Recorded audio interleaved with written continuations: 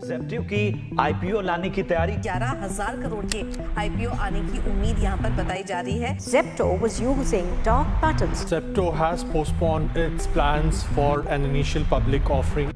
Zepto का retail investors को चूना लगाने का प्लान जो है वो रिसेंटली फेल हुआ है और इसका भी क्रेडिट आप ही को जाता है, क्योंकि आपने आज से करीब 3 से 4 महीना पहले एक बहुत बड़ी आवाज़ उठाई थी। अगर आप उस आवाज़ को भूल गए हैं तो थोड़ी देर बाद मैं आपको याद दिलाऊंगा। और ये आईपीओ फेल क्यों हुआ है, इसके पीछे की जो कहानी है ना, ये बड़ी ज़बरदस्त इंटरेस्टिंग है, पर्टिकुलरली हम सारे रिटेल इन्वेस्टर्स के लिए, क्योंकि ये हमारे फायदे के लिए हुआ है। क्योंकि अब तक क्या होता था कि जैसे ज़ेप्टो अपने ऐप पर अलग अलग डार्क पैटर्न्स चलाती है जो प्रूव भी हो चुके हैं, उन पर फाइन भी लग चुके हैं, उसी तरह के डार्क पैटर्न्स ज़ेप्टो और बाकी आईपीओस करने के प्लान में थे। अगर आप ज़ेप्टो की ये क्रोनोलॉजी समझोगे तो आपको पता चलेगा कि कितनी शॉकिंग ये चीज़ थी जो कई सारे स्टार्टअप्स कर रहे थे अपना आईपीओ में वैल्यूएशन बढ़ाने के लिए।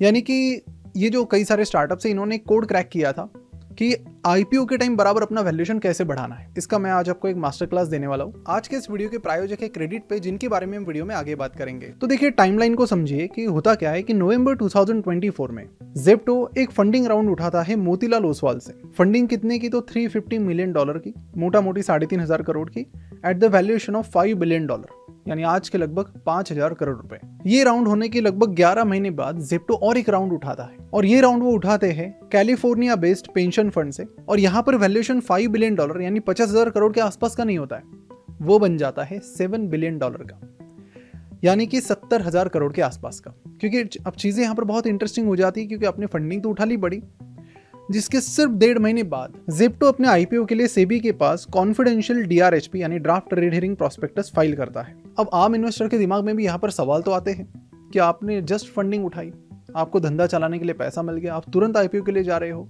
तो हमने क्या किया, इस चीज़ को बाकी आईपीओ के साथ भी चेक करके देखा, तो हमें एक पैटर्न नजर आया। फिर चाहे लेंसकार्ट हो या फिर बाकी स्टार्टअप्स हो, वो क्या करते हैं कि जब उनका वैल्यूएशन लगातार बढ़ रहा होता है तब जस्ट आईपीओ से पहले एक बड़ा राउंड उठाते हैं हाई वैल्यूएशन पर। जैसे इस केस में उन्होंने $7 बिलियन के वैल्यूएशन पर एक फंडिंग राउंड उठाया, और उसके बाद आईपीओ के लिए अपना वैल्यूएशन क्या रखा होगा, $10 बिलियन, लगभग 1 लाख करोड़ रुपए। इनफैक्ट लेंसकार्ट ने भी कुछ सिमिलर तरीके की चीज़ की थी कि आईपीओ से पहले एक बड़ा राउंड उठाया $5 बिलियन के वैल्यूएशन पर, और तुरंत आईपीओ में बोला कि अभी हमें $8 बिलियन का वैल्यूएशन चाहिए, और वो मिल भी गया। लेकिन वैल्यूएशन मिलने के बाद रिटेल इन्वेस्टर्स थोड़े आक्रामक हो गए, उन्होंने गाली गलौज करना शुरू कर दी।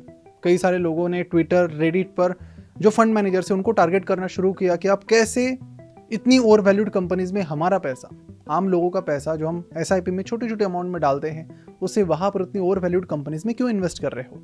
अब ये सारी चीज़ों का इम्पैक्ट ही हुआ, ये जब आपने आवाज़ उठाई ना तो उसका इम्पैक्ट हुआ है। और इम्पैक्ट ऐसा हुआ, तो देखिए जब भी आप आईपीओ में आते हो ना, तो जितना पैसा आप रिटेल इन्वेस्टर से उठाते हो उससे ज़्यादा आपको इंस्टीट्यूशनल से उठाना पड़ता है। तो ऐसे में आपको उनको कन्विंस करना पड़ता है। तो अब तक तो चीज़ें इजीली हो रही थी कि कोई भी आईपीओ क्या कर रहा था, आईपीओ से पहले जस्ट बड़ा राउंड उठा लिया हाई वैल्यूएशन पर, और उससे ज़्यादा का वैल्यूएशन मांग लो और आईपीओ निकाल लो। फंड्स भी ले रहे, सब कुछ सही चल रहा है स्मूथली।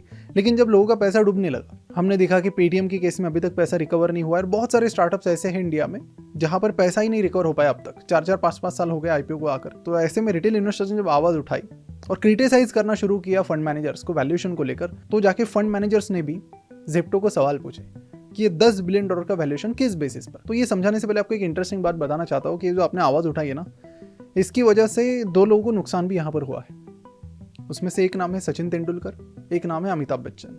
मैं आऊँगा कि कितना उनको लॉस हुआ है इस पूरे केस में। वीडियो में आगे बढ़ने से पहले मेरा आपसे एक ऑनेस्ट क्वेश्चन है कि हर महीने आप ज़ेप्टो, ब्लिंकिट, स्विगी या अमेज़न पर कितना खर्चा करते हो? 5,000, 10,000 या फिर उससे भी ज्यादा? अब आप सोचे कि इसी स्पेंडिंग पर आपको एक्स्ट्रा कैशबैक और रिवॉर्ड मिलने लगे तो फिर कैसा होगा। और मेरे पास आपके लिए एक ऐसा ही प्लेटफॉर्म है जिसका नाम है क्रेडिट पे, जो एक क्रेडिट कार्ड मार्केट प्लेस है। यहाँ पर आप अपनी स्पेंडिंग हैबिट्स के हिसाब से इंडिया के टॉप बैंक्स के life time free credit cards compare कर सकते हो, ताकि आपके लिए बेस्ट क्रेडिट कार्ड आप वहां से चुन सको। और सबसे इंटरेस्टिंग बात, बैंक्स के जो रिवॉर्ड्स और कैशबैक आपको है वो तो आपको मिलेंगे ही, लेकिन अगर आप क्रेडिट पे से उसे अप्लाई करते हो तो क्रेडिट पे के स्पेशल कैशबैक्स भी आपको वहां पर मिलते हैं। जैसे कि अगर आप क्रेडिट पे से रुपए क्रेडिट कार्ड लेकर उसे क्रेडिट पे यूपीआई से लिंक करते हो तो आप यूपीआई पेमेंट्स पर अप टू 5% कैशबैक अर्न कर सकते हो। और इसके अलावा जो कैशबैक आप अर्न करते हो उसे आप Amazon, Flipkart, Swiggy, Zomato, Blinkit और कई सारे दूसरे ब्रांड्स के वाउचर्स पर अप टू 70% तक डिस्काउंट ले सकते हो। और अगर आप ट्रैवल करते हो तो मेक माई ट्रिप, क्लियर ट्रिप, गो आईबीबो के वाउचर्स पर 20% तक का डिस्काउंट भी यहाँ पर आपको मिलता है। और साथ ही अगर आप डिजिटल गोल्ड या सिल्वर खरीदते हो तो उस पर भी 5% कैशबैक आपको मिलता है,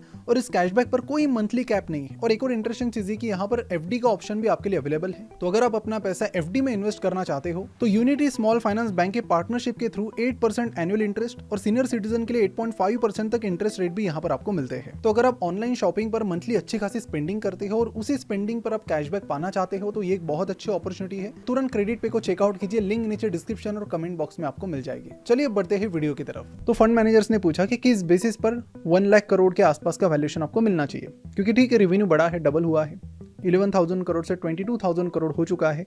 बट जो रियल प्रॉब्लम स्टार्टअप्स के साथ आ रही है वो ये है कि ये लोग पैसा नहीं कमा पा रहे, प्रॉफिट जिसके लिए अल्टीमेटली कंपनी बनी है।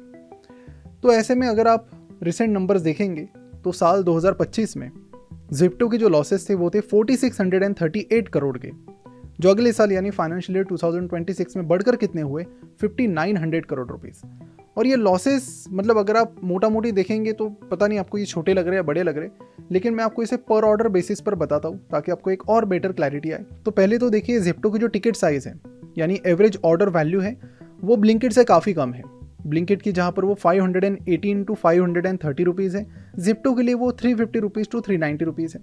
यहाँ पर एक फ़र्क पड़ता है। और दूसरा फ़र्क ये है कि ब्लिंकिट जो फिलहाल इस ई कॉमर्स सेगमेंट में सबसे बड़ा प्लेयर है वो EBITDA यानी ऑपरेशनल लेवल पर प्रॉफिटेबल है, अपने डार्क स्टोर का पैसा, अपने एम्प्लॉयज़ का पैसा और बाकी पैसा निकाल लेता है वो।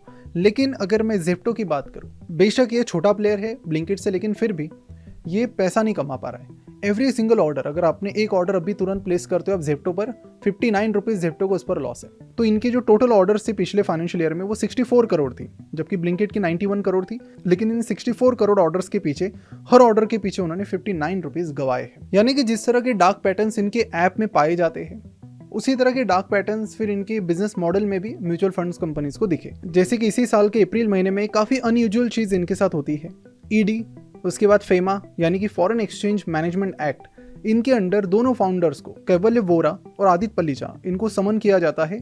4 अलग अलग डेट्स पर ये दोनों वहां पर क्वेश्चनिंग के लिए जाते हैं। और इस क्वेश्चनिंग के बाद देन बहुत सारे लोगों के दिमाग में एक सवाल एडिशनल आने लगा, क्योंकि इस क्वेश्चनिंग के लिए उन्हें इसलिए बुलाया क्योंकि उनकी कई सारी फॉरेन कंपनीज, फॉरेन एंटिटीज थी। तो बाद में ये सवाल आने लगा कि ये ज़िप्टो इज एन इंडियन एंटिटी या फिर बाहर की कंपनी है। क्योंकि मैं आगे जो बताने वाला हूँ वो डेटा आप देखोगे तो मुझे लगता है कि ज़िप्टो को फॉरेन कंपनी कहा जाना गलत नहीं है। अब देखिए कि अगर आप कैवल्य वोरा और आदित्य पल्लीचा की डायरेक्ट होल्डिंग देखते हो तो हार्डली 1 से 2% की है। अब ऐसा नहीं कि इनके पास 1 या 2% स्टेक ही है, इनके पास स्टेक एक्चुअल में ज़्यादा है, लेकिन वो खुद उसे होल्ड नहीं करते। उन्होंने अपनी ट्रस्ट बनाई है और ट्रस्ट भी इंडिया में नहीं है, ट्रस्ट है सिंगापुर में। तो इन्होंने क्या किया, आदित्य पल्लीचा ने एक ट्रस्ट सिंगापुर में शुरू की जिसका नाम है लाजरस ट्रस्ट, जो 9% स्टेक ज़िप्टो में ओन करती है। और उसके बाद कैवल्य वोरा ने वोहरा ट्रस्ट नाम से एक ट्रस्ट सिंगापुर में बनाई है जो 7.48% स्टेक वहां पर ओन करती है। तो इन फाउंडर्स का 16.5% स्टेक जो ज़िप्टो में है वो सिंगापुर एंटिटी के द्वारा है। और साथ ही बाकी इन्वेस्टर्स भी अगर आप देखोगे, जैसे इसमें नेक्सस जो कि एक यूएस का बहुत बड़ा वीसी है, उसका 13% स्टेक है। उसके बाद स्टेपस्टन और वाई कॉम्बिनेटर, ये भी ऐसे प्लेयर्स हैं जो यूएस कंपनीज हैं। उसके साथ स्टेपस्टन और वाई कॉम्बिनेटर है जो भी यूएस की कंपनीज हैं। तो इन शॉर्ट अगर आप देखोगे यहाँ पर इस ओवरऑल शेयर होल्डिंग पैटर्न को तो आपको पता चलेगा कि मेजरली इस कंपनी को फॉरेन प्लेयर्स ही ओन कर रहे हैं। तो ब्लूमबर्ग के अनुसार जब इन्होंने $10 बिलियन का वैल्यूएशन मांगा तो म्यूचुअल फंड्स ने सबसे पहले नहीं कहा। फिर उन्होंने कहा कि ठीक है हम इसे थोड़ा कम करते, लेट्स मेक इट $8 बिलियन। तो जो म्यूचुअल फंड से उन्होंने सोचा कि लेट्स से ये कंपनी 8,000 करोड़ का IPO लाती है तो 8,000 करोड़ का ये करने क्या वाले हैं। तो अपनी DRHP में कंपनी ने बताया कि आउट ऑफ 8,000 करोड़ रुपीस जो IPO से ज़िप्टो उठाएगी उसमें से 1,734 करोड़ लीज रेंट में जाएगा, 1,628 करोड़ डार्क स्टोर में जाएगा, टेक्नोलॉजी और मार्केटिंग पे बाकी का खर्चा होगा। यानी कि एक बड़ी रकम इसमें से जो कि 1,734 करोड़ है वो सिर्फ इनके जो एग्जिस्टिंग डार्क स्टोर्स है उनको पे करने में जाने वाला है। यानी कि जिसका क्लियर मतलब था कि कंपनी के पास बिजनेस चलाने के लिए पैसा नहीं है और अपने पुराने स्टोर्स जो चल रहे हैं उसे भी वो ऑपरेशनली प्रॉफिटेबली नहीं चला पा रहे और इसीलिए IPO का पैसा काफ़ी सारा वहाँ पर जाएगा। और इसके बाद एक चीज़ म्यूचुअल फंड्स के लिए बड़ी क्लियर होगी कि ज़िप्टो IPO ला रहा है यूँ ही नहीं ला रहा है कि चलो पब्लिकली मार्केट में आते हैं, एग्जिट देते इन्वेस्टर्स को, नहीं, उनको पैसों की बहुत ज़्यादा ज़रूरत है और ये कंपल्शन है इनका कि अभी उनको IPO से पैसा उठाना ही उठाना है। और मान लो कि कोई कंपनी जिसको सही में पैसों की बहुत ज़रूरत है आम रिटेल इन्वेस्टर्स की, तो एटलीस्ट वो रिटेल इन्वेस्टर के बारे में भी सोचेगा कि ठीक है, मैं वैल्यूएशन ऐसा रखता हूँ कि रिटेल इन्वेस्टर्स को भी इसमें फायदा हो, क्योंकि वो भी रिस्क लेने के लिए तैयार है। लेकिन मुझे लगता है ये माइंडसेट आजकल है ही नहीं किसी आईपीओ में। और सिमिलर चीज यहाँ पर भी दिखाई दी, जब $10 बिलियन पर नहीं बोला गया, $8 बिलियन पर बात आ गई, 8 पर नहीं बोला गया तो $5 बिलियन के वैल्यूएशन पर आ गई, वहां पर भी म्यूचुअल फंड्स ने नहीं बोला। तो उसके बाद ज़ेप्टो ने डिसाइड किया कि भाई अपना काम तो यहाँ पर बन नहीं रहा है, तो इन्होंने आईपीओ को अपने पोस्टपोन कर लिया सीधा। तो 3 रीजंस टोटल यहाँ पर थे जिसकी वजह से ज़ेप्टो के आईपीओ को पूरी तरह से म्यूचुअल फंड्स ने रिजेक्ट कर दिया। और उसमें से सबसे पहला कारण पता है क्या है? आपने उठाई हुई आवाज़, आपने लेंस कार्ड के टाइम आवाज़ उठाई, वो उनके दिमाग में थी, उसकी वजह से क्वेश्चन उन्होंने पहली बार किया कि यार इतने हाई वैल्यूएशन पर हम नहीं आने वाले। दूसरी चीज़ ये थी कि रिसेंट टाइम में अगर आप देखोगे तो एसआईपी का इन्फ्लो ही कम हुआ है, यानी कि मार्च अप्रैल का डेटा आप देखते हो इस साल का, उसके बाद म्यूचुअल फंड्स का इन्फ्लो 40% डाउन है। अब ऐसे में जब पैसा ही कम आ रहा है तो सोच सोच के इन्वेस्ट करना पड़ेगा, क्योंकि आने वाले टाइम में जियो का आईपीओ आ रहा है, एनएससी का आईपीओ आ रहा है, तो वहाँ पे भी पैसा डालना है। क्योंकि अभी क्या है ना कि एफआई तो पैसा डाल नहीं रहे, बचे हैं सिर्फ डोमेस्टिक इंस्टीट्यूशनल इन्वेस्टर्स और उनके पास पैसा है लिमिटेड, तो सही जगह पर ही डालेंगे। तो यहाँ पर भी एक रेस्ट्रिक्शन आ गया कि किसी भी वैल्यूएशन पे अब आप अपना आईपीओ नहीं ला सकते।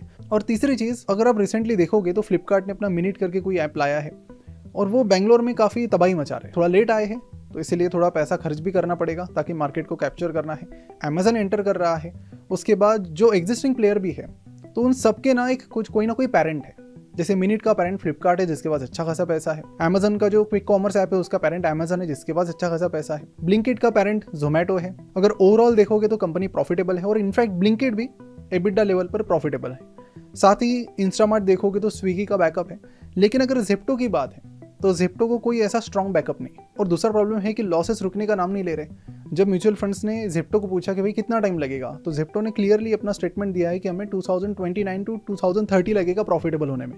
तो अगले 5 साल तक कौन पोसेगा इनको, कौन इनके लॉसेस को सपोर्ट करेगा। अब इसी बीच यहाँ पर एक इंटरेस्टिंग चीज़ भी हो गई कि रिसेंटली आपको पता है कि मोतीलाल ओसवाल का जो राउंड हुआ, जो मैंने आपको बताया, जिसके जरिए करीब 3500 करोड़ रुपये ज़ेप्टो ने उठाए, तो उसमें अभिषेक बच्चन और सचिन तेंदुलकर इन्होंने भी पैसा डाला, जिसमें अभिषेक बच्चन ने लगभग 15 करोड़ की इन्वेस्टमेंट की, सचिन तेंदुलकर ने लगभग 10 करोड़ की इन्वेस्टमेंट की और कुल मिलाकर दोनों का मिलकर कंपनी में 0.5% स्टेक ही ओन करते हैं ज़ेप्टो में। अब यहाँ पर जैसे आईपीओ की बात आई तो ऐसे में बात आ गई सीधी वैल्यूएशन की। और ऑफ कोर्स जो भी प्रीवियस फंडिंग राउंड उठा है तो ज़ेप्टो ने बताया भी होगा इन्वेस्टर्स को कि हम आईपीओ लाने वाले हैं, ये वैल्यूएशन पे लाने वाले, तो आपका तुरंत पैसा इतना बढ़ जाएगा। तो $10 बिलियन की वैल्यूएशन पर गए आईपीओ आता तो क्लियरली इन दोनों का पैसा डबल से ज़्यादा बढ़ता। लेकिन अभी यहाँ पर प्रॉब्लम ये हुआ है कि वैल्यूएशन मैचअप नहीं हो पाया, इसकी वजह से आईपीओ को पोस्टपोन किया गया। और सिर्फ पोस्टपोन नहीं किया गया, जो अनलिस्टेड मार्केट है, बहुत सारे लोग अनलिस्टेड मार्केट में पैसा डालते हैं, तो मुझे लगता है कि अगर आप भी डाल रहे हो तो सोच समझ के डालो, क्योंकि वहाँ पर एक तो लिक्विडिटी नहीं है और कुछ भी वैल्यूएशंस चलते रहते हैं। इतना तो मैंने ऑब्जर्व किया है, तो कोई अच्छा ही रेयरली मिले तो ही ठीक है, otherwise don't invest their. So unlisted market में 68 रुपीज़ का प्राइस यहाँ पर हुआ करता था। इस आईपीओ फेलियर के बाद कितना हुआ होगा ये? 50 नहीं, 40 नहीं, सीधा 18 रुपीज़। तो ऐसे में भारी भक्कम नुकसान यहाँ पर सचिन और अंजलि तेंदुलकर और साथ ही अभिषेक बच्चन को हुआ है। और इसी के साथ यहाँ पर 2 चीज़ें हुई है। जो डार्क पैटर्न आईपीओ चला रहे थे, ये 2 तरीके के डार्क पैटर्न चलाते, एक आईपीओ के प्राइसिंग में और दूसरा अपने बिजनेस में। आपको रिसेंटली बता दो कि दिसंबर 2025 में CCPA यानी सेंट्रल कंज्यूमर प्रोटेक्शन अथॉरिटी ने ज़ेप्टो पर 7 लाख रुपए का फाइन लगाया। और सिर्फ ज़ेप्टो पर नहीं लगाया, फिजिक्स वाला, फर्स्ट क्राई, बुक माई शो, इन सभी पर लगाया। कारण क्या था? तो ज़ेप्टो के लिए कारण ये था कि मैंडेटरी हैंडलिंग चार्जेस और फीस ये बताते थे, लेकिन शुरुआत में नहीं, एकदम चेकआउट पेज पर। और इसी तरह काफ़ी हिडन चार्जेस भी इनके रहते थे, कोई रेंज चार्ज रहेगा, तो काफ़ी अजीबोगरीब चार्जेस इनके बीच बीच में रहते थे। काफ़ी सारे सोशल मीडिया पर लोगों ने इनको एक्सपोज भी किया है। और इसी तरह के डार्क पैटर्न्स फिर ये जो स्टार्टअप्स वाले हैं ये आईपीओ में भी कर रहे थे कि आईपीओ के जस्ट पहले फंडिंग उठाओ फिर आईपीओ लाओ। लेकिन अभी ये जो लाइन है ये टूट चुकी है। और अल्टीमेटली मैं तो आपको एक क्रेडिट दूंगा कि बहुत से टाइम लोग आवाज़ ही नहीं उठाते, तो बाकी लोगों को भी लगता है कि ठीक है हम कर रहे हैं तो कोई बोलने वाला नहीं है, लेकिन क्योंकि आवाज़ उठाई है तो उसका फ़र्क आया है। और यही बताने का मेरा मकसद था इस वीडियो को बनाने का कि जो आप कर रहे हो इट्स राइट डायरेक्शन। हर चीज़ को हमें क्वेश्चन करना चाहिए जो हमें गलत लगती है। और इसी के साथ मुझे लगता है ये एक आईपीओ बबल बस्ट मोमेंट है इंडिया के लिए कि कोई मतलब ओयो ने, मैं आपको बता दूं कि 3 बार आईपीओ की प्राइसेस रिवाइज की है। करंटली देखा जाए तो their business is struggling right now, they are also planning to come. मुझे नहीं लगता कि किस्से के बाद अब वो भी आने की हिम्मत करेंगे, वो अगेन डिले करेंगे अपना आईपीओ। और भी जो कई सारे आईपीओ है फ़ोन पे वगैरह, वो भी सोच समझ कर ही वैल्यूएशन रखेंगे। क्योंकि यहाँ पर आप देखोगे सिंपली शेयर प्राइस रिसेंटली थोड़ी बड़ी है इनकी, अगर देखें तो 300-400 रुपये से ये 560 रुपये पर चले गए। But if you look at the valuation 215 का पी रेशो है। और मुझे नहीं लगता कि ये ज़्यादा देर तक सस्टेन होने वाला है। हालांकि आईपीओ लाने के बाद जो पहले इनकी ग्रोथ हुआ करती थी 50% वगैरह, वो भी कम हो चुकी है। सिमिलर चीज पेटीएम के केस में भी हुई थी। जब इन्होंने आईपीओ लाया था, बड़े बड़े फंडिंग राउंड उन्होंने उठाए, फिर आईपीओ लाया। अब इस आईपीओ को आते हुए काफी लंबा टाइम हो गया। अब देखिए नायका का डेटा है, 5 साल पहले इनका आईपीओ आया था और शेयर प्राइस अब देखोगे तो नवंबर 2020 से लेकर अब तक जिन लोगों ने अर्ली स्टेज में इन्वेस्ट किया, so this is not just कि आपका पैसा नहीं बन पाया, दिस इज अपॉर्चुनिटी लॉस। इस 5 साल में आप कहीं और पे पैसा लगाते, वो जो प्रॉफिट आपको मिलता वो आपने यहाँ पर मिस कर दिया। सेम चीज बहुत सारी कंपनीज के बारे में है और सभी लोगों ने ये डार्क पैटर्न्स यूज किया आईपीओ के टाइम की वैल्यूएशन पहले बढ़ा के लाओ, आईपीओ से जस्ट पहले फंडिंग उठा के और फिर लाओ आईपीओ। तो ये जो बबल है ये पूरी तरह से यहाँ पर अभी हो चुका है बस्ट। और ये जो क्रेजी वैल्यूएशन है, आप वैल्यूएशन देखो कि नायका का अभी भी पी रेशो 357 का है। If you look at the Paytm U will find same thing everywhere. ज़्यादा देर सस्टेन नहीं होने वाले, मतलब इसमें भी अगेन पैसा कमाने का चांसेस अभी भी काफ़ी कम ही है, looking at the kind of valuations जो ये लोग मांग रहे हैं। So basically this is a very good news for everyone. तो अभी आने वाले टाइम में देखना ये इंटरेस्टिंग रहेगा कि ज़ेप्टो जब नेक्स्ट टाइम अपना आईपीओ लाता है क्या वैल्यूएशन वो रखते हैं। और हाँ, जाते जाते क्रेडिट पे को जरूर चेकआउट कीजिए क्योंकि इस तरह के ऑफर्स आपको बार बार नहीं मिलते। इसके लिंक आपको नीचे डिस्क्रिप्शन और कमेंट बॉक्स में मिल जाएगी।